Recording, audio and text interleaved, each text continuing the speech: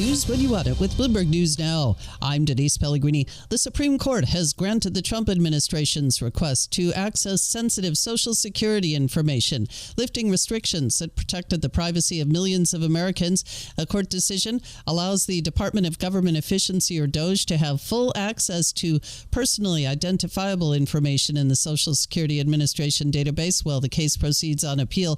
The court also blocked a judge's order requiring DOGE officials to testify and produce records to a watchdog group.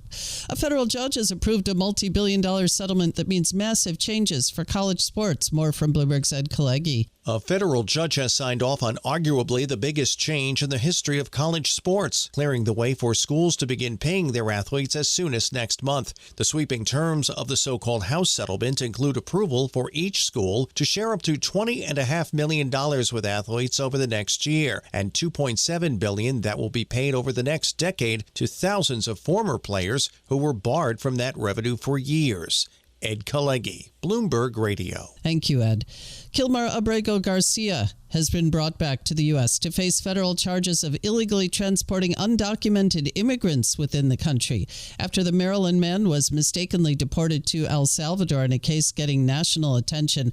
Abrego Garcia, indicted by a grand jury in Tennessee in May, he appeared in a Tennessee courtroom after being returned to the U.S. Attorney General Pam Bondi calls him a danger to the community and a member of the criminal gang MS-13. She credits President Trump for bringing him to justice. What has changed is Donald Trump is now president of the United States, and our borders are again secure. Attorney General Pam Bondi.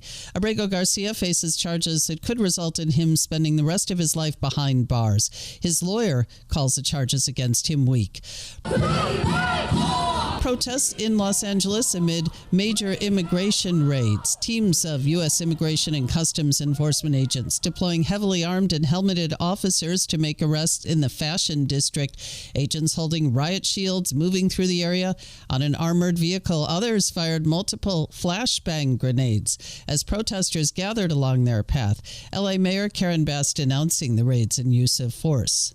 Tech in focus this coming week on Wall Street. Apple's annual developer conference coming our way, and also two speeches by NVIDIA's CEO. We had major gains for stocks yesterday in the U.S. after that stronger than expected jobs report. Rick Reeder over at BlackRock, though, says that could leave the Fed without a clear direction. The trajectory is slower. The labor market is much more in balance. But it's certainly not deteriorating by significance. So just, if you're the Fed, you're just sitting on your hands for a while. And Reeder is Chief Investment Officer at BlackRock's Global Fixed Income. A warning from the president of the St. Louis Fed, meantime, Alberto Musalem, telling the Financial Times he sees a 50-50 chance President Trump's tariffs will lead to a sustained period of inflation in the U.S.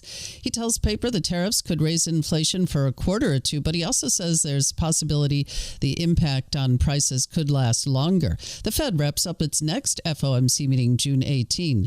Trade talks this coming week. Treasury Secretary Scott Bessent leading a team to meet China's representatives in London. That's June 9. Also, Vietnamese businesses have signed 20 agreements worth about $3 billion to import more U.S. agricultural products ahead of the third round of official negotiations set to take place this coming week between those two countries. Looks like things are going pretty well for Eli Lilly in India, the drug maker, increasing sales of weight loss and diabetes drug Mounjaro 60% in May from April in the country. India, of course, has a large population. It also has the world's third highest number of obese people, the U.S. at number 1, China at number 2. And part toy, part viral trend, the arrival of Labubu was a long time in the making. Bloomberg's Amy Morris reports. Labubu, the plush toy from China's Pop Mart, is a social media darling, but the toothy little monsters are not an overnight success. The small, fluffy, sometimes mischievous-looking monster character first appeared a decade ago in books. Labubu has been a bonanza for Pop Mart. Its revenue more than doubled in 2024 to more than 13 billion yuan. That's about $1.8 billion. Pop Mart says revenue from its plush toys soared more than 1,200% in 2024 That's nearly 22% of its overall revenue. Amy Morris, Bloomberg Radio. In sports, hockey, Stanley Cup drama. Series heads back to Florida now for Game 3 after the Panthers beat the Oilers 5-4 in overtime in an epic Game 2 to even the Stanley Cup final. And that's news when you want it with Bloomberg News Now. I'm Denise Pellegrini. This is Bloomberg.